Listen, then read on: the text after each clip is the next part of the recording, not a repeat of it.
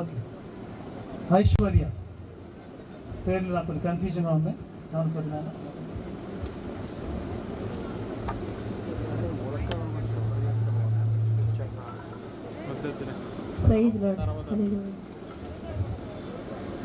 దేవునికి స్తోత్రం.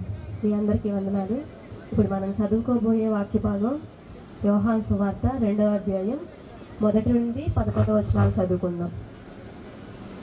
3వ దినమున గలిలయలోని కానా అను ఊరిలో ఒక వివాహము జరిగెను.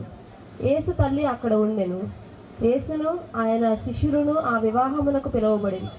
ద్రాక్షారసం అయిపోయినప్పుడు యేసు తల్లి వారికి ద్రాక్షారసము లేదని ఆయనతో చెప్పగా, యేసు ఆమెతో, అమ్మా, నాతో నీకేమి పని? నా సమయం ఇంకనూ రాలేదనెను. ఆయన తల్లి పరిచారకులను చూచి ఆయన మీ వారు తీసుకొని పోయిరి. అబ్బురసము పోయును. నీవైతే ఇది వరకును మంచి ద్రాక్షారసము ఉంచుకొని ఉన్నావని అతనితో చెప్పెను. గలిలయలోని కానాలో యేసు ఈ మొదటి సూచక క్రియను చేసి తన మహిమను బయలుపరిచెను.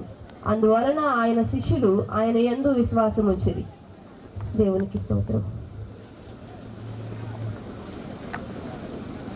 ప్రభు స్తోత్రం.